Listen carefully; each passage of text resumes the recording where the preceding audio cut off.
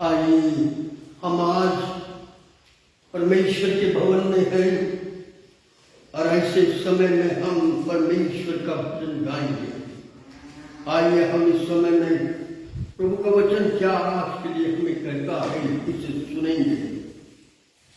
हे यहोवा के सबसे को सुनो, तुम जो रात रात को यहोवा के भवन में खड़े रहते हो, यहोवा को धन्य कहो।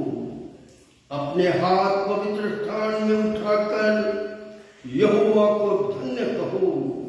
यहोवा जो आकाश और पृथ्वी का करता है, वह सिय्योन में से तुझे आशीष दे। आइए हम प्रार्थना करें। हमारे अत्यंत दयालु परमेश्वर पिता, आकाश और पृथ्वी के निर्माण करता, हम पापियों के उद्धारक प्रभु यीशु मसीह, आज जब हम तेरे भवन में बैठे हैं, तेरा वचन कहता जहां 2 या 3 मेरे नाम से एकत्रित होते हैं, उनके मध्य में मैं आ उपस्थित होता हूं। हमारी प्रार्थना है दयालु परमेश्वर पिता, प्रभु यीशु मसीह, आज तो हमारे मध्य में आ, पवित्र आत्मा के द्वारा तो हमसे बातचीत कर।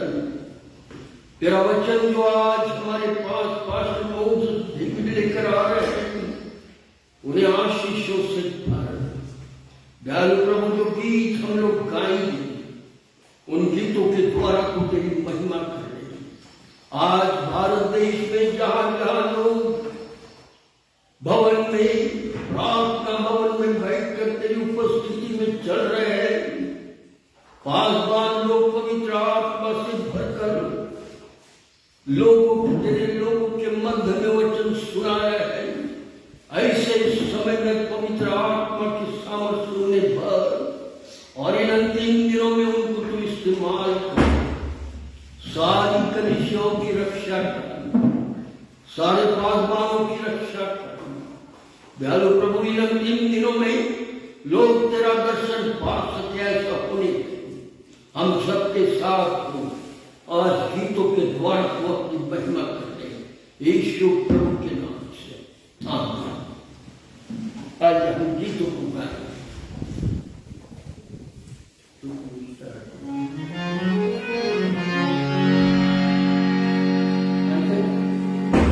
परमेश्वर के नाम को धन्यवाद हो, उसकी स्तुति और तारीफ हो कि उसने आज का दिन आपके और मेरे जीवन में जोड़ा। और इसलिए आइए आज से पहले हम उसकी आराधना करेंगे, उसके नाम को ऊंचा उठाएंगे, उसे धन्य कहेंगे, क्योंकि वो हमारा प्रेमी परमेश्वर है जो हमसे प्रेम करता है और हमें अपनी बाहों में लेकर हमें स्वर्गीय ज्ञान को देता है, स्वर्गीय आशीष को देता है और वो हमसे प्रेम करता है। उसके नाम को धन्यवाद।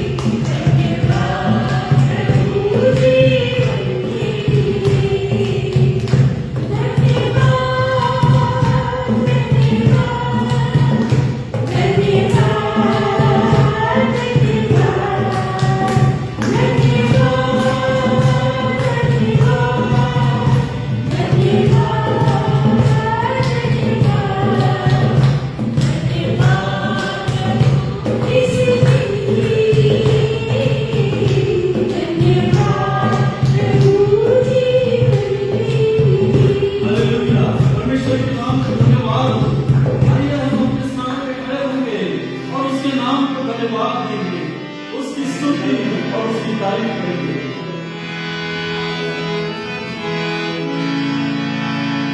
क्योंकि उसने आज का दिन आपके मेरे जीवन में दिखाया, उसके नाम को हम धन्यवाद।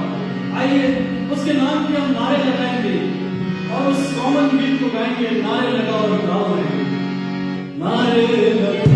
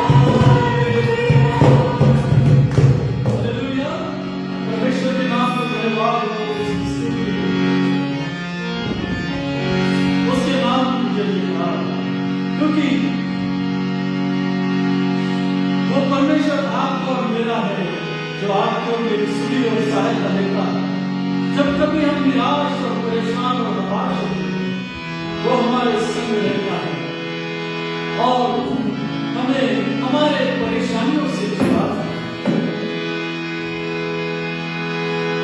और इसलिए उसके आनंद में हमारी विजय। जब हम आनंदित होते हैं तो हमारी परेशानियों से हम विजय हो जाते हैं, क्योंकि प्रभु का आनंद आपके मेरे जीवन में रहता है। प्रभु का आनंद संसार में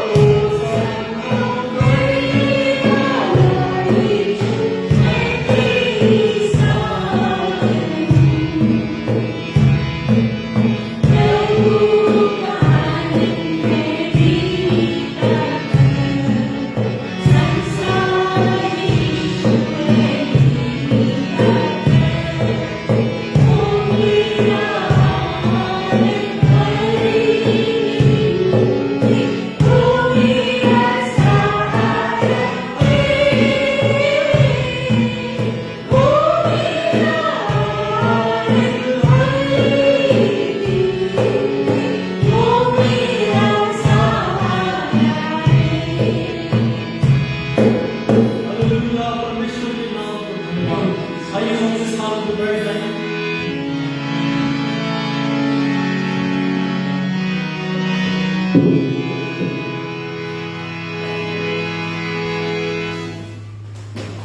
को तो गौरव मान महिमा समय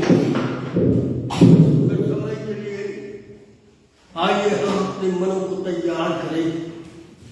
आज परमेश्वर का वचन हमारे मन में आ रहा है, उस परमेश्वर के वचन को हम सुनने जा रहे हैं।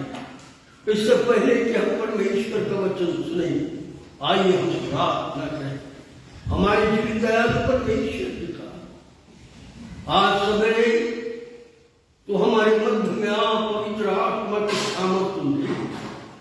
गीतों के द्वारा हमने तेरी महिमा की। अब तेरा वचन हम तक आने वाला है। हमारे सबके हृदयों को खोल, बुद्धि को खोल, ताकि तेरा जीवित वचन जो स्वर्गीय है उसके द्वारा हम आशीष पा सके। ऐसा होने दे। हम सबके साथ हो। पास्टर मोसेस इनको पवित्र आत्मा से और आज प्रभु हमारे मध्य में इस्तेमाल कर। मेरी तुझसे प्रार्थना है प्रभु, जहां तक इस माइक का आवाज जाता है वहां तक सब लोगों को आशीष दे। हमारे अड़ोस पड़ोसी लोगों को तो आशीष दे। उनकी सहायता कर, उनकी मदद कर। यदि कोई दुखी है अड़ोस पड़ोस में तो उनके आंसुओं को पोंछ, उनकी सहायता कर और मदद कर। प्रभु आज की इस प्रार्थना को तेरे हाथ में सौंपता, आगे का सारा कार्यक्रम तेरे हाथ में देता हूं, यीशु मसीह के नाम से, आमीन, आमीन। आइए हम प्रभु का वचन सुनेंगे। पाठ मोद सुनेंगे।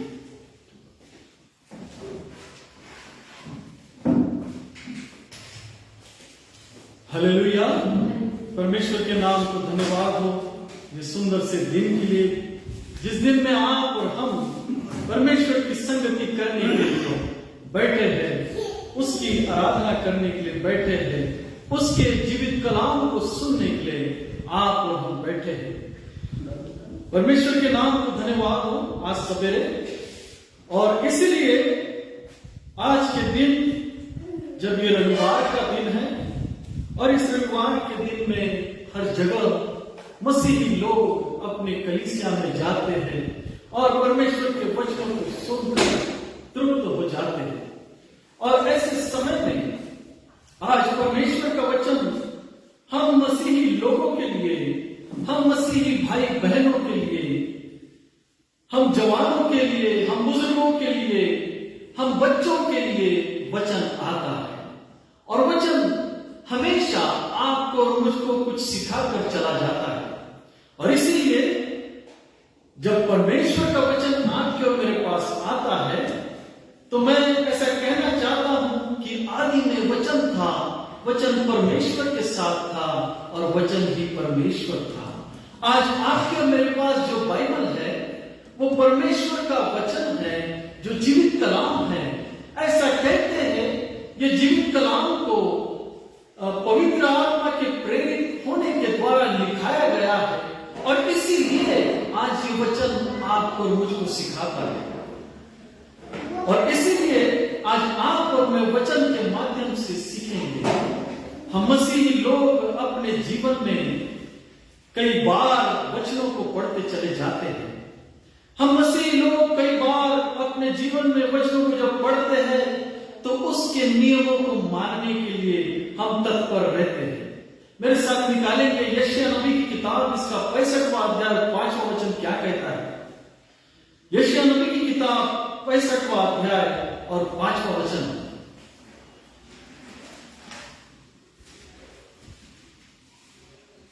यहां ऐसा लिखा है, यशायाह नबी की किताब इसका 65वां अध्याय और 5वें वचन में जो कहते हैं, हट जा, मेरे निकट मत आ, क्योंकि मैं तुझसे पवित्र हूं। मित्रगण, परमेश्वर का वचन आज आपके और मेरे पास आता है और ये कहता है और ये बताता है कि जो वचन में लिखा है वो मैं पढ़कर आपको सुनाता हूं। जो कहते हैं, हट जा, मेरे निकट मत आ, क्योंकि मैं तुझसे पवित्र हूं। आज संसार की ओर जब हम दृष्टि करते हैं, संसार में जितने मसीह भाई बहन, जितने विश्वासी लोग हैं, कई बार आपके और मेरे जीवन में ये बात आ जाती है। और ये कौन सी बात है? ये वो बात है कि हम कहते हैं, हट जा मेरे निकट मत आ, क्योंकि मैं तुझसे पवित्र हूं। मित्रगण, मैं आज वचनों के द्वारा, जो परमेश्वर का वचन है उसके द्वारा मैं और आप आज इस बात को देखेंगे कि वचन आपसे मुझसे क्या कहता है। क्या कहता है? मित्रगण, हम मसीही भाई बहन हैं। मसीही लोगों में इस बात का बहुत ये रहता है कि लोग वचनों को पढ़ते हैं, प्रार्थना दुआ करते हैं, अपनी संगति परमेश्वर के संग रहते हैं, रखते हैं, और ये सारी बातों में वो रहते हैं। और इसीलिए ये वचन जो यशायाह भविष्यद्वक्ता के द्वारा लिखा गया है, जो बताया गया है कि परमेश्वर अपने लोगों से क्या कहता है, ऐसे समय में वे उस समय के जो लोग थे, जो इजरायली लोग, जो यहूदी लोग कहलाते थे, जो शास्त्री और फरीसी थे, जो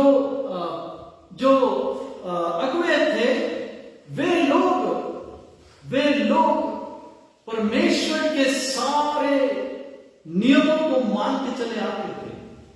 और इसलिए बाइबल का वचन कहता है कि वे लोग उपवास भी करते थे, वे लोग प्रार्थना भी करते थे, वे लोग अपने जीवन में जो नियम थे मूसा के, उसके अनुसार, परमेश्वर के नियम के अनुसार चलते थे। और इसलिए उस नियम के अनुसार चलने की वजह से ये शास्त्री फरीसी लोग और बड़े बड़े अधिकारी लोग अपने जीवन को बहुत पवित्र समझते थे। और पवित्र समझने की वजह से यहां वचन कहता है 65 और 5 यशायाह नबी का, जो कहते हैं, हट जा मेरे निकट मत आ, क्योंकि मैं तुझसे पवित्र हूं। वे लोग अपने आप को पवित्र कहते थे। वे हठीले लोग जो अपने आप को पवित्र कहते थे, वे लोग जो नियमों को तो मानते थे, सारी बातों को करते थे, लेकिन अपने हृदय में वो हठीले थे, और उस वजह से वो अपने आप को पवित्र समझने लगे थे। मित्रगण, हम इस संसार में या फिर हम मसीह भाई बहनों में या कलीसियाओं में अगर देखते हैं तो बहुत बार ऐसा ही होता है। हम दूसरों को अपने से नीचा समझते हैं। हम दूसरों को हमेशा ये समझते हैं कि हम उससे ज्यादा पवित्र हैं। हम हमेशा अपने जीवन में ये सोचते हैं कि हम उससे अधिक ज्यादा हमारा औदा है, या उससे अधिक हमारा जीवन अच्छा है। ये सारी बातों को मनुष्य अपने जीवन में सोचता है। क्यों?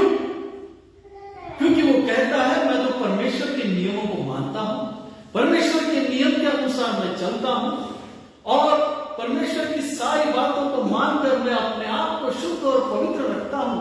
लेकिन मित्रगण, आज मेरा सवाल है, क्या सचमुच इतना ही काफी है कि हम परमेश्वर के नियमों को माने और परमेश्वर के नाम के लिए उपवास करें, सारी बातों को करें, लेकिन अपने जीवन में हम घमंड भी रखें? तो क्या ये ठीक है क्या? मित्रगण, क्योंकि वचन आज हमको यही सिखाता है। वचन सिखा रहा है, ऐसा लिखा है, वे हठीले लोग कहते थे, हट जा मेरे निकट मत आ, क्योंकि मैं तुझसे पवित्र हूं। मित्रगण, एक दूसरे को हमने अपने मसीह जीवन में या फिर मसीह समाज में हमने अपने आप को एक दूसरे के ऊपर समझ के रखा है ना? और इसीलिए कई बार परमेश्वर का वचन आपको और मुझको कहता है कि तुम शास्त्री और फरीसियों के समान मत बनो, जो इस संसार में आए और जिन्होंने उसके एकलौते पुत्र को न जाना, परमेश्वर की महिमा को न जाना, लेकिन उन्होंने परमेश्वर प्रभु यीशु मसीह का बहिष्कार किया। प्रभु यीशु मसीह के लिए उन्होंने धोखे से प्रभु यीशु मसीह को पकड़ा। प्रभु यीशु मसीह को कोई ना कोई बातों से फंसाना चाहते थे। ये वो शास्त्री फरीसी लोग हैं जो नियमों को मानते चले आते थे। हालेलुया। और ये शास्त्री फरीसी, अगर हम देखेंगे लूका रचित सुसमाचार इसका 18वां अध्याय और 9वें वचन से जब हम पढ़ते हैं तो हमें दिखाई देता है। आइए हम पढ़ेंगे लूका रचित सुसमाचार इसका 18वां अध्याय।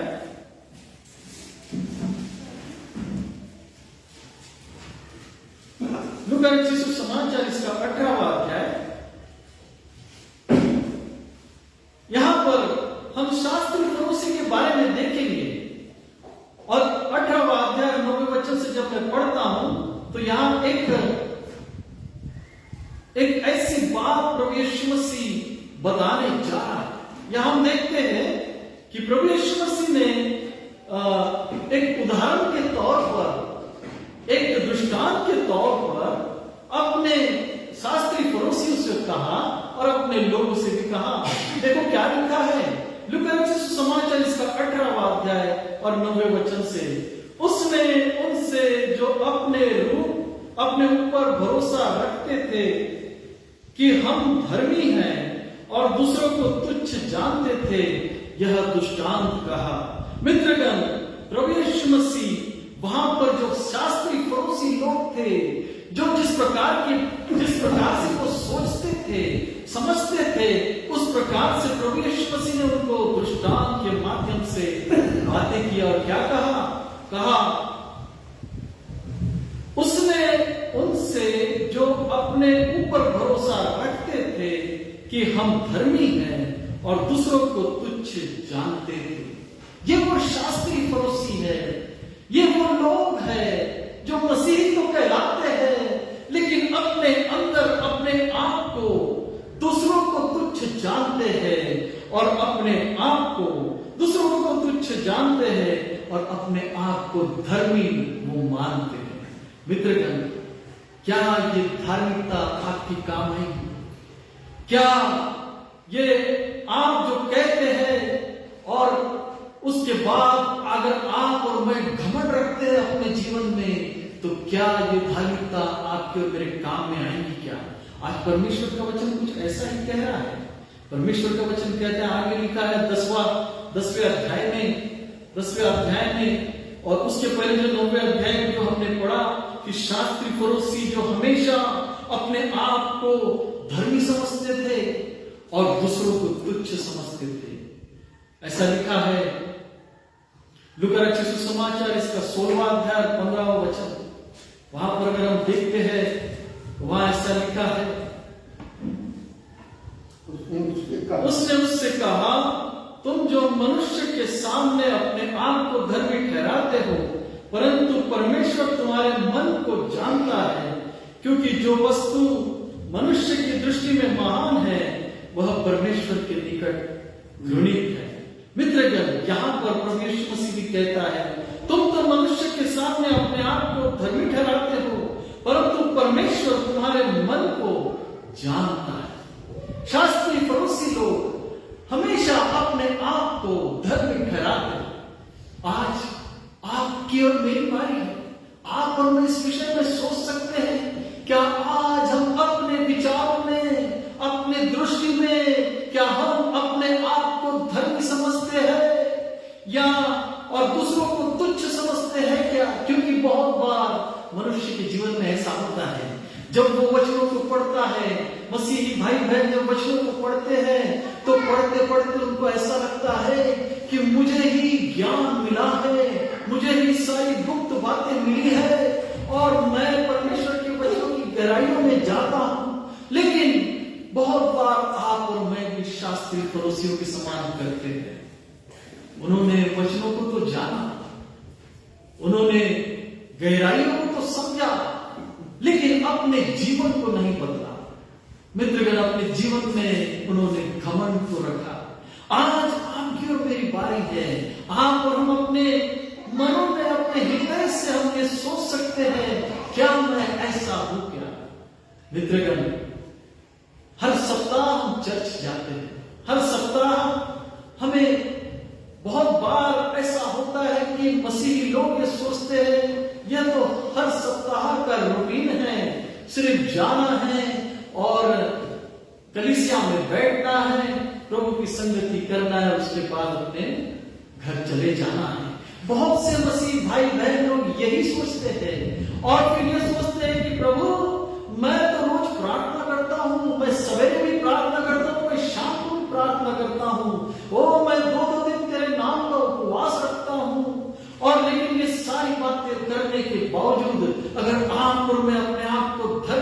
समझते हैं और दूसरों को तुच्छ समझते हैं, तो मित्रगण आपका ये सब कुछ व्यर्थ ही व्यर्थ है। और इसीलिए बाइबल का वचन आज स्पष्ट रीति से आपके और मेरे पास इसी तरीके से आपको कहता है। जब हमने लूका रचित समाचार इसका 16वां अध्याय 15 वचन को जब हमने पढ़ा, तो उसमें ऐसा लिखा है, उसने उनसे कहा, तुम तो मनुष्य के सामने अपने आप को धर्मी ठहराते हो। मित्रगण, हम में से कितने जन हैं जो अपने आप को दूसरों के सामने धर्मी ठहराते हैं? हम में से कितने ऐसे लोग हैं जो दूसरों के सामने अपने आप को ऊंचा दिखाते हैं और दूसरों को तुच्छ दिखाते हैं? मित्रगण, आज परमेश्वर का वचन साफ साफ रीति से आपके और मेरे पास आता है। मित्रगण, ये वचन मेरे लिए और आपके लिए है। हो सकता है मैं यहाँ प्रचार करता हूँ, हो सकता है मैं प्रार्थना करता हूँ, मैं उपवास रखता हूँ, मैं सब कुछ करता हूँ, लेकिन फिर भी मैं अगर अपने आप में, अपने अंदर दूसरों को अगर तुच्छ समझता हूँ, तो मित्रगण मैं धर्मी नहीं ठहरा। मित्रगण, मैं उस योग्य नहीं ठहरा जो परमेश्वर मुझे चाहता है। और इसीलिए परमेश्वर का वचन आज कहता है। उसके बाद हम देखेंगे लूका रचित समाचार उसका 18वां अध्याय और 9वें वचन को हमने पढ़ा। अब यहाँ पर 10वें वचन को हम पढ़ते हैं, देखेंगे क्या कहा गया है। यहाँ पर लिखा है, दो मनुष्य मंदिर में प्रार्थना करने के लिए गए, एक फरीसी था और दूसरा चुंगी लेने वाला। मित्रगण, दो मनुष्य परमेश्वर के मंदिर में प्रार्थना करने के लिए गए। Hallelujah, hallelujah. यूहन्ना और पतरस मंदिर की ओर जा रहे थे, उस सुंदर फाटक की तरफ प्रार्थना करने के लिए जा रहे थे। वैसे ही ये दो, जो शास्त्री, जो फरीसी और चुंगी लेने वाला था, ये दो व्यक्ति परमेश्वर के मंदिर में जा रहे थे प्रार्थना करने के लिए। मित्रगण, यहां स्पष्ट रीति से कहता है। और इसलिए जब ये दोनों मंदिर में प्रार्थना करने के लिए गए, तो एक फरीसी था और दूसरा चुंगी लेने वाला था। 11वां वचन, फरीसी खड़ा होकर अपने मन में प्रार्थना करने लगा। ये फरीसी अपने मन के अंदर प्रार्थना करने लगा। और क्या प्रार्थना करने लगा, आइए हम देखेंगे। यहां लिखा है, फरीसी खड़ा होकर 11वें वचन में, लूका रचित समाचार 18वां अध्याय 11वां वचन, फिर फरीसी खड़ा होकर अपने मन में प्रार्थना करने लगा, है परमेश्वर, मैं तेरा धन्यवाद करता हूं। कितनी अच्छी बात हुई है ना। फरीसी ने कहा, हे परमेश्वर, मैं तेरा धन्यवाद करता हूं। आज हम मसीह भाई बहन लोग यही कहते हैं, हे परमेश्वर, मैं तेरा धन्यवाद करता हूं। लेकिन उस धन्यवाद के बाद फरीसी ने क्या कहा, हम उसको देखेंगे। ऐसा लिखा है, हे परमेश्वर, मैं तेरा धन्यवाद करता हूं कि मैं दूसरे मनुष्य के समान अंधेर करने वाला, अन्यायी और व्यभिचारी नहीं। अपने आप को उसने परमेश्वर को बता दिया कि हे परमेश्वर, मैं तेरा धन्यवाद तो करता हूं, लेकिन मैं दूसरों के समान अन्याय करने वाला नहीं, दूसरे के समान व्यभिचार करने वाला नहीं, दूसरों के समान, और कौन सा था, दूसरों के समान अंधेर करने वाला, है ना, अंधेर करने वाला नहीं।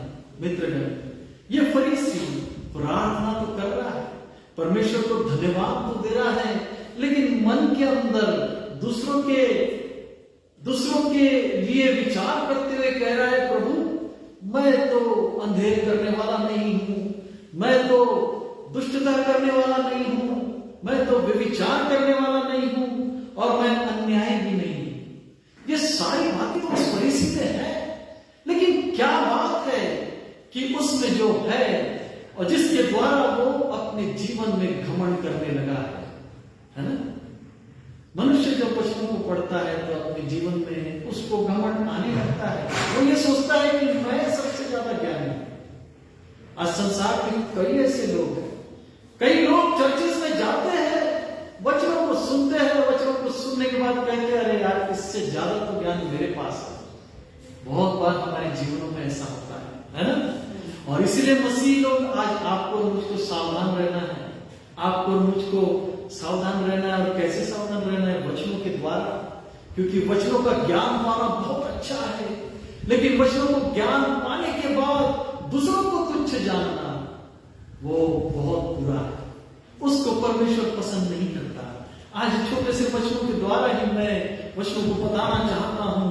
और इसीलिए वो जो फरीसी था उसने ये प्रार्थना की कि मैं उसके समान नहीं हूं, मैं उसके समान नहीं हूं। अपनी आइडेंटिटी, अपनी पहचान वो परमेश्वर को दे रहा है, कह रहा है कि देख प्रभु मैं ऐसा नहीं हूं, मैं वैसा नहीं हूं, है ना, मैं तो नियमों के अनुसार चलता हूं। ये उस फरीसी का कहना था। आज हम भी यही सोचते हैं ना। आगे हम वचनों की ओर जाएंगे। आगे क्या लिखा है?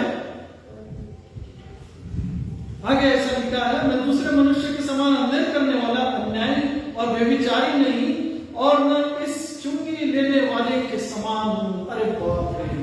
उसने ये सारी बातें बोलने के बाद जो प्रार्थना करने के लिए उसके संग आया था, उसके लिए उसने कह दिया कि मैं इसके समान भी नहीं हूं प्रभु। ये तो चुंगी लेता है, ये लोगों के पैसे लेता है, टैक्स लेता है, मैं ऐसा भी नहीं।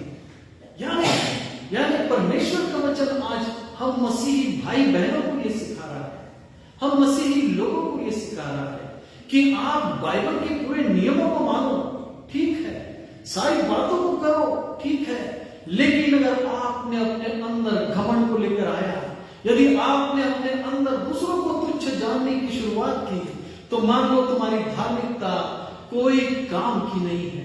और इसलिए आज आपको मुझको सावधान रहना है, क्योंकि वचन यही कह रहा है। मत्ती रचित सुसमाचार इसका 6वां अध्याय 5वां वचन, मत्ती रचित सुसमाचार इसका 6वां अध्याय और 5वां वचन, जिसके विषय में हम बहुत बार पढ़ चुके। वहां ऐसा लिखा है, मत्ती रचित सुसमाचार इसका 5वां अध्याय 6वां अध्याय और 5वां वचन, मत्ती रचित सुसमाचार इसका 6वां अध्याय 5वां वचन, जब तू प्रार्थना करे तो कपटियों के समान न हो, क्योंकि लोगों को दिखाने के लिए आराधनालयों में और सड़कों के मोड़ों पर खड़े होकर प्रार्थना करना उनको अच्छा लगता है। मित्रगण, जब तू प्रार्थना करे तो कपटियों के समान नहीं करना। परमेश्वर पिता प्रभु यीशु मसीह अपने लोगों को सिखा रहा है कि देखो शास्त्री फरीसियों को, तुमको ऐसे नहीं बनना है, लेकिन तुमको क्या करना है। और इसीलिए परमेश्वर अपने वचन में कहता है, तुम्हें कपटियों के समान सड़कों पे चौकों पे प्रार्थना नहीं करना है ना। कई बार सड़कों पे चौकों पे क्या होता है, अभी बीच में आंदोलन था और आंदोलन चल रहा था, क्योंकि एक नेता ने कह दिया कि जो कोई मसीह लोग पास्टरों का गला काटेगा या मार डालेगा उसे 11 लाख इनाम मिलेगा। और उस विषय में सारे मसीह लोग समाज वहां पर जमा हुए, कई हल्ला गुल्ला हुआ, कई बातों को उन्होंने संविधान के द्वारा बताया, और सारी बातों को करने के बाद उन्होंने परमेश्वर की महिमा और स्तुति भी की। लेकिन मित्रगण, हमारी वो महिमा और स्तुति अगर हम सच्चे दिल से अगर कर रहे हैं तो फिर उसका प्रतिफल वो लोग पाएंगे। लेकिन अगर आज हम मनुष्य को दिखाने के लिए चौकों पे और चौराहों पर खड़े होकर प्रार्थना करते हैं और ये दिखाते हैं लोगों को कि देखो हमें कितना ज्ञान है, और दूसरों को तुच्छ समझते हैं, तो आपकी सारी बातें व्यर्थ है मित्रगण। क्योंकि आज प्रभु यीशु मसीह कुछ और चाहता है।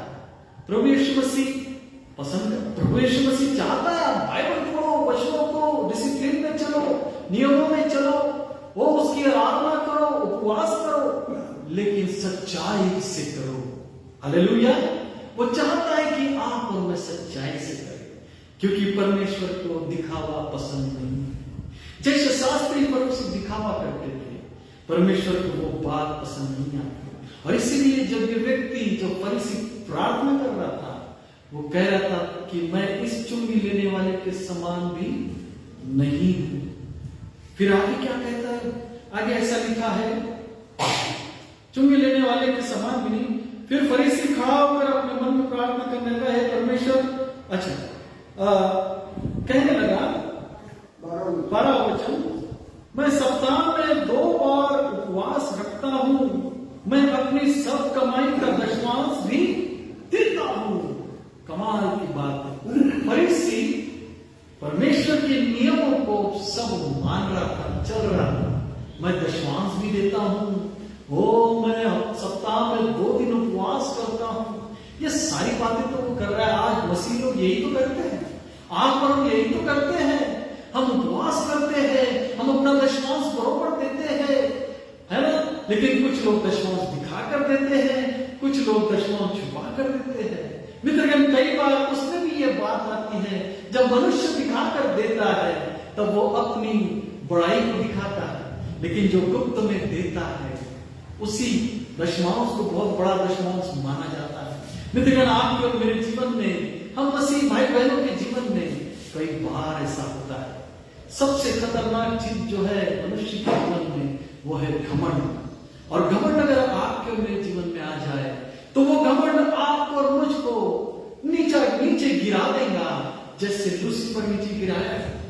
मित्रगण, ऐसा कहते हैं अमीरों का उस ऊंट के सुई के नाके से निकलना, ऊंट का सुई के नाके से निकलना आसान होगा, लेकिन परमेश्वर के राज्य में इन अमीरों का या धनवान लोगों का प्रवेश करना मुश्किल होगा, ऐसा लिखा है।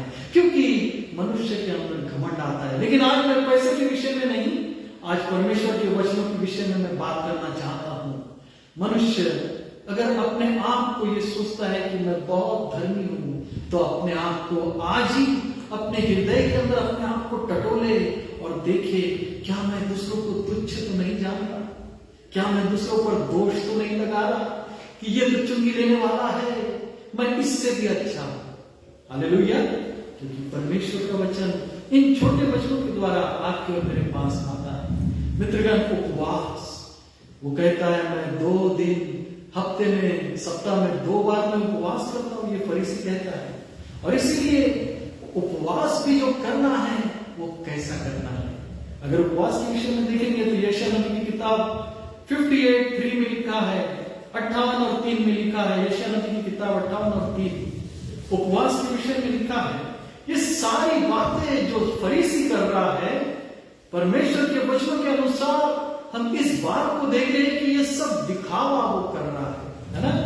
और दिखावा उसके जीवन में चल रहा है कि मैं ये चुंगी लेने वाले के समान नहीं, मैं अंधेर करने वाले के समान नहीं, मैं व्यभिचार करने वाले के समान नहीं। हाँ, ये सारी बातें वो अपने जीवनों के द्वारा जब वो बोल रहा है तो ये दिखावा वो कर रहा है, परमेश्वर को दिखावा कर रहा है। और मनुष्य परमेश्वर को जो दिखावा करता है, परमेश्वर को वो बात पसंद नहीं आती। यशायाह नबी की किताब 58 किसी को मिलता है तो पढ़िए। वे कहते हैं क्या कारण है कि हमने तो उपवास रखा। क्या कारण है? शास्त्री फरीसी लोग, उस मंदिरों में रहने वाले लोग कह रहे हैं क्या कारण है कि हमने तो उपवास रखा, परंतु तूने इसकी सुधि नहीं ली। आगे, हमने दुख उठाया, परंतु तूने कुछ ध्यान नहीं दिया। परमेश्वर। हाँ, आगे सुनो, उपवास के दिन तुम अपनी ही इच्छा पूरी अब करते हो। परमेश्वर यहोवा कहता है, सुनो, उपवास के दिन तुम अपनी ही इच्छा पूरी करते हो। तुम अपनी ही इच्छा पूरी करते हो। आज मनुष्य अपने जीवन में, अपने मसीही समाज में हम लोग अपनी इच्छा के अनुसार उपवास करने लगे हैं। हम उपवास में बोलते हैं हम शाम को खाना खाएंगे, हम दिन में जूस पी लेंगे, हम अपना समय ऐसा ही बिताएंगे और लोगों को बताएंगे कि हम उपवास में हैं, है ना। ये सारी बातें आजकल मनुष्य डायरेक्ट फेसबुक के माध्यम से अनाउंसमेंट करते हैं कि हमारा आज 40 दिन का उपवास है, हमारा 2 महीने का उपवास है, हमारा 1 महीने का उपवास है। लेकिन उपवास के विषय में आप और मैं बहुत अच्छे से जानते हैं, हम मसीह भाई बहन लोग। और इसलिए क्या कहते हैं, आगे क्या कहा परमेश्वर ने, और अपने सेवकों से कठिन कामों को कराते हो। हाँ, उसके पहले तुम उपवास तो करते हो। सुनो, उपवास के दिन तुम अपनी ही इच्छा पूरी करते हो, अपनी ही इच्छा पूरी करते हैं, और अपने सेवकों से कठिन कामों को कराते हो। अपने सेवकों से कठिन कामों को करवा। ये शास्त्री फरीसी लोग यही करते थे, सेवकों से काम करवाते थे और कहते थे हम उपवास में हैं। हम उपवास में हैं और अपने सेवकों से काम करवाते थे। इस तरीके से मनुष्य उपवास करता है।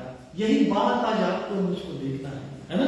और इसीलिए लूका रचित सुसमाचार इसका 5वां अध्याय और 32वें वचन को हम पढ़ेंगे, लेकिन 12वां वचन ये कहता है, लूका 18:12, मैं सप्ताह में 2 बार उपवास और प्रार्थना करता हूँ, मैं अपनी सब कमाई का दशमांश भी देता हूँ।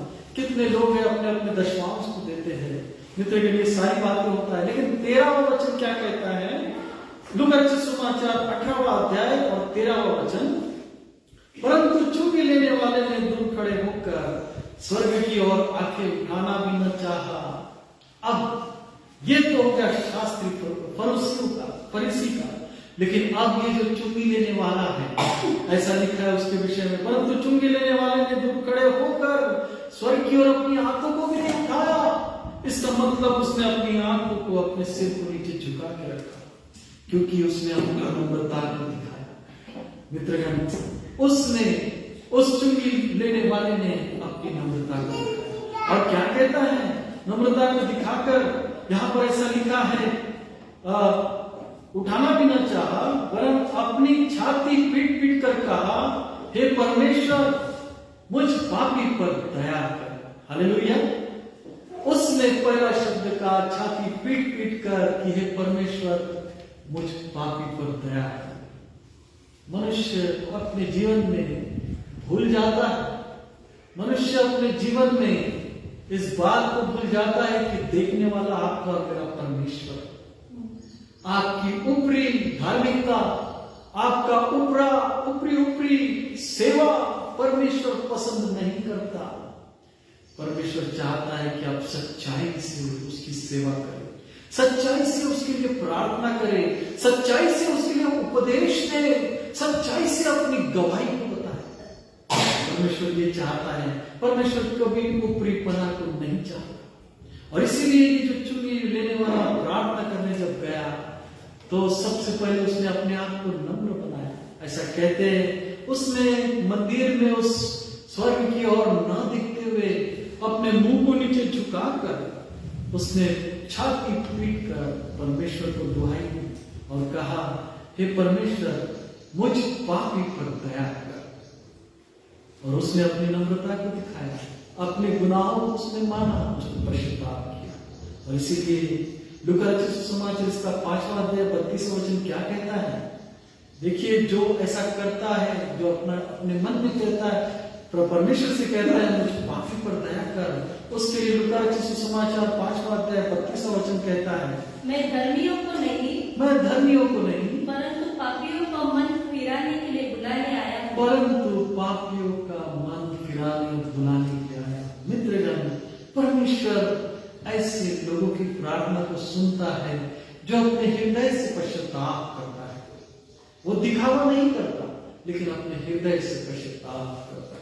मित्रगण, परमेश्वर अपने वचनों के द्वारा आज यही कह रहा है, मुझे दिखावा पसंद नहीं, मुझे केवल तुम्हारा साफ मन पसंद है, सच्चाई पसंद है कि तुम सच्चाई से अपने जीवन को बिताओ। मित्रगण, परमेश्वर का वचन यही कहता है। और इसलिए आइए 14वां वचन पढ़ेंगे। मैं तुमसे कहता था, लूका रचित सुसमाचार 18वां अध्याय 14वां वचन, मैं तुमसे कहता हूं कि वह दूसरा नहीं परंतु वही मनुष्य धर्मी ठहराया जाकर अपने घर गया। ये जो चुंगी लेने वाला था, यही मनुष्य धर्मी ठहराया जाकर वो अपने घर चला गया। मित्रगण, अगर आप और मैं अपने जीवन में सच्चाई से परमेश्वर की आराधना, उसकी महिमा, उसकी स्तुति करते हैं, सच्चाई से उपवास करते हैं, दिखावा नहीं करते हैं, तो आप और मैं धर्मी ठहराए जाएंगे। हालेलुया। परमेश्वर का वचन इस छोटे से वचन के द्वारा आपको मुझको यही सिखा रहा है। ऐसा कहते हैं मत्ती रचित सुसमाचार 23वां अध्याय 12वां वचन में ऐसा लिखा है, जो छोटा है वो बड़ा किया जाएगा और जो बड़ा है वो छोटा किया जाएगा। मत्ती रचित सुसमाचार 23 और 12 में पढ़िए। उसमें जो कोई अपने आप को बड़ा बनाएगा वह छोटा किया जाएगा, और जो कोई अपने आप को छोटा बनाएगा वो बड़ा किया जाएगा। हालेलुया। जो कोई अपने और इसलिए यहाँ पर जो शास्त्री, ये जो फरीसी था, जो अपने आप को बता रहा था कि मैं कितना धर्मी और डिसिप्लिन व्यक्ति हूं, लेकिन वो कोई काम कर, लेकिन क्या हुआ? जिस मनुष्य ने पश्चाताप किया, चुंगी लेने वाले ने पश्चाताप किया, परमेश्वर ने उसको धर्मी ठहराया। हालेलुया। आज आप और मैं अपने जीवन में इस बात का सीख लेकर हम चले कि नहीं, हमें दिखावे का काम नहीं करना है, लेकिन हमें अपने जीवन में नम्रता से चलना है। हमें घमंड से नहीं चलना है, लेकिन नम्रता से चलना है। हमें झूठे लोगों को झूठापन दिखाकर नहीं चलना है, लेकिन सच्चाई से हमें आगे चलना है। हालेलुया। परमेश्वर ऐसे लोगों को आशीष देता है जो नम्र और हलीम बनता है। परमेश्वर ऐसे लोगों से प्रेम करता है, उन्हीं को परमेश्वर धर्मी ठहराता है। अगर आज आप और मैं इस बात को देखते हैं तो अपने जीवन में जरूर देखिए, क्या मैं आज रियल में धर्मी हूं या फिर मेरे अंदर केवल दिखावा है? ये बात का प्रश्न मैं आपके सामने रखता हूं, इन वचनों को यही समाप्त करता हूं। परमेश्वर बाप आपको आशीष दे।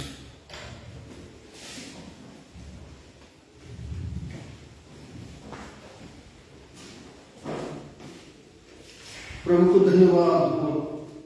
बड़े सुंदर रीति से प्रभु का वचन पुराने आज्ञा में से लेकर नया आज्ञा तक बोलता रहा प्रभु कि किस रीति से मनुष्य जाति का जीवन होना चाहिए। यदि कोई घमंड करता है तो वो परमेश्वर के राज का व्यक्ति नहीं है, परंतु जो कोई नम्र हो जाता है वह परमेश्वर के राज का वारिस होता है। नम्रता मनुष्य के जीवन में होना बहुत जरूरी है। यदि हम घमंडी हैं, दूसरों को तुच्छ समझते हैं, तो ये समझ लीजिएगा हमारा जीवन अशुद्धता की तरफ चला जा रहा है।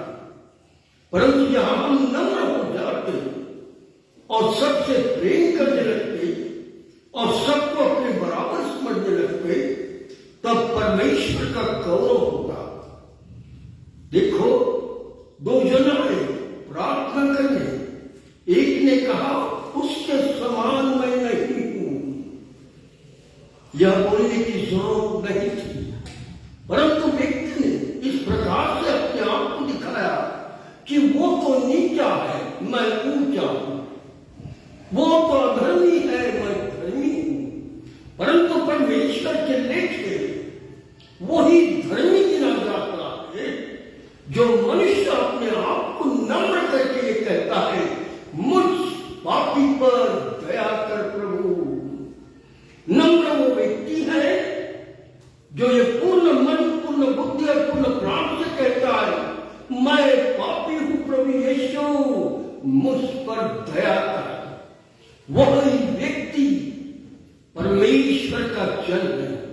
परंतु यदि आज वचन सुनते समय में हमारे जीवन में ऐसा लगता है मैं कहीं तो भी अपने आप को दूसरों से ऊंचा समझता हूं, तो भाई बहन नीचे उतर आइए, अपने आप को नम्र करिए, क्योंकि प्रभु आज हमें देख रहा है, प्रभु आज हमें परख रहा है, प्रभु आज हमें देखकर हमारे जीवन, हमारी स्थिति को देखकर हमें नम्रता की ओर बढ़ाने लेके जाना चाहता है, क्योंकि स्वर्ग का राज्य नम्र लोगों का है, ना कि घमंडियों का, ना कि दूसरों को तुच्छ समझने वालों का है, परंतु उन्हीं का है जो नम्र है और सबको समानता में समझते, वो ही धन्य है। परमेश्वर बाप आज सुंदर वचन को पास्टर मोसेस डेविड के द्वारा हमारे तक भेजा, प्रभु को हम धन्यवाद देते। हमारे बीच में वो नहीं है, हम विनती करते उनको वो सामने आए, प्रार्थना में हमारी अगुवाई करें।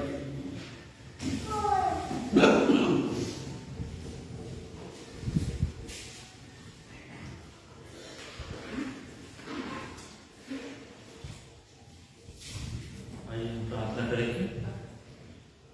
सर्वेश्वर परमेश्वर पिता, म्हणजे कोटी कोटी धन्यवाद धन्यवाद देते हैं प्रभु जी सुंदर समय सुंदर दिन के लिए प्रभु जी। खुदा परमेश्वर पिता विशेषता प्रभु जी तुमने जो सामर्थ का दिन हमारे जीवन में दिखाया तुझे कोटि कोटि धन्यवाद करते प्रभु जी। परमेश्वर पिता आज जो तुमने स्तुति आराधना वो जो तेरे लिए प्रभु जी हाँ जो हुई है प्रभु जी तुमने उसे ग्रहण किया था धन्यवाद करते खुदा परमेश्वर पिता तो धन्यवाद देते हैं आज के वचन के लिए प्रभु जी। परमेश्वर पिता तेरा वचन जो हमारे जीवन में खुद कार्य करता है प्रभु जी आज हमने प्रभु जी महसूस किया प्रभु जी और तेरी उपस्थिति को प्रभु जी यहाँ प्रभु जी हमने आज महसूस किया प्रभु जी खुदा परमेश्वर पिता आज जो प्रभु जी वचन हमारे बीच में बोया गया वो प्रभु जी वो वचन हमारे दिलो दिमाग में बैठ सके ऐसा तो कर प्रभु जी ताकि प्रभु जी हम तेरी पढ़ाई कर सके खुदा हम छोटे बन सके प्रभु जी तू बढ़ता जाए प्रभु जी खुदा परमेश्वर पिता हम प्रभु जी जो तेरी स्तुति और तेरी महिमा और प्रभु जी तेरा जो उपास करते हैं प्रभु जी खुदा परमेश्वर पिता वो सिर्फ तेरे लिए हो सके ऐसा प्रभु जी ना ही प्रभु जी दिखावा प्रभु जी लोगों के सामने खुदा परमेश्वर पिता हमारे मनों को तू उस जगह को लेके जा प्रभु जी जहाँ प्रभु जी तू है प्रभु जी खुदा परमेश्वर पिता तू हर एक मुसीबत परेशानी से बचाने वाला खुदा तू ही है प्रभु जी। तूने हर एक प्रभु जी बीमारियों को तूने चंगा किया प्रभु जी क्योंकि प्रभु जी तू असंभव संभव करने वाला प्रभु जी तूने हर एक प्रभु जी लोगों को चंगा दिया प्रभु जी ताकि प्रभु जी जो आज वचन जिन लोगों ने प्रभु जी सुना है प्रभु जी वो वही चंगाई प्राप्त करे खुदा परमेश्वर पिता हमारा ये विश्वास है प्रभु जी कि तू उस लोगों के बीच में तू उपस्थित हुआ है प्रभु जी खुदा परमेश्वर पिता फिर से एक बार प्रभु जी धन्यवाद देते हैं प्रभु जी परमेश्वर पिता आज चाहते हैं प्रभु जी तेरी आराधना हो रही होगी प्रभु जी तू वहाँ उपस्थित हो इसी तरह प्रभु जी फेसबुक के द्वारा जिन लोगों ने प्रभु तेरा वचन सुना है प्रभु जी उन्हें प्रभु जी वही आशीष तो ताकि प्रभु जी अगले सप्ताह प्रभु जी फिर से एक बार वो नया जीवन लेके प्रभु जी तेरे सामने आ सके फिर से एक बार प्रभु जी हम चाचा के परिवार के लिए प्रभु जी प्रार्थना करते खुदा परमेश्वर पिता उनके दृष्टि के लिए प्रभु जी परमेश्वर पिता जिस तरह प्रभु जी तुमने अपने वचन में कहा है परमेश्वर पिता जो बीज प्रभु जी एक बीज और 100 गुना फल लाता है उसी तरह प्रभु जी इनके जीवनों के द्वारा प्रभु जी लाखों प्रभु जी बीजे प्रभु जी तुम प्रभु जी दिए प्रभु जी ताकि प्रभु जी लोग तेरे भवन में आ सके खुदावन प्रभु जी देखते हैं प्रभु जी इस दुनिया में खुदावन परमेश्वर पिता जो क्रिस्ती लोगों को सताया जा रहा है खुदावन परमेश्वर पिता ये खुदावन परमेश्वर पिता हम उन लोगों के लिए प्रार्थना करते हैं प्रभु जी परमेश्वर पिता उनके मनों से बातें कर और प्रभु जी अच्छे और बुरे की पहचान उनको दिला प्रभु जी खुदा परमेश्वर पिता और वो किस लोगों के लिए प्रभु जी जो सताए जा रहे हैं परमेश्वर पिता और उनके घरों में तुम आशीष बनेगा उन्हें प्रभु जी और बल तो दे प्रभु जी ताकि प्रभु जी वो तेरे सामने दृढ़ खड़े रह सके प्रभु जी खुदा परमेश्वर पिता अंत्य दिन आ रहे हैं प्रभु जी हम देख रहे हैं फिर से एक बार प्रभु जी आज के दिन के लिए हम प्रार्थना करते हैं प्रभु जी तुम हमारे सभी जनों के साथ हो प्रभु जी परमेश्वर यहाँ बैठे सभी जनों के संग रहे प्रभु जी आने वाले सप्ताह प्रभु जी फिर से एक बार प्रभु जी तो हमें उपस्थित होकर प्रभु जी ताकि हम प्रभु जी वचन सुन सके उसी तरह प्रभु जी ज्यादा क्या मांगना प्रभु जी खुदा तू मांगने से पहले देने वाला है प्रभु जी एक छोटी सी विनती प्रभु यीशु मसीह के नाम से मांगते हैं सुन